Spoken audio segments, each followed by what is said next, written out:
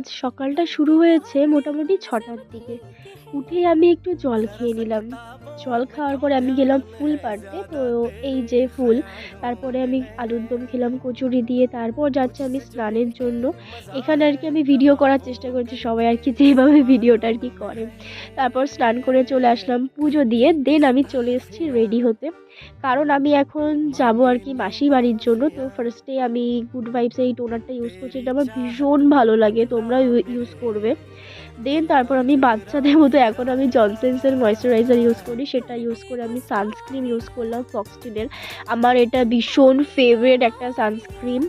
দেন আমি একটা লিপস্টিক পরে পারফিউম ইউজ করে দেন তারপর আমি আর কি বেরিয়ে যাব।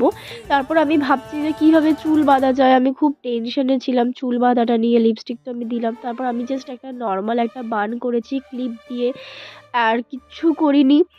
আর কাজল মাস্কারা এগুলো তো আছেই, যেগুলো আমার খুবই ভাল লাগে কাজলের সাথে। দেন আমি বেরিয়ে পড়েছি চলে যাওয়ার জন্য।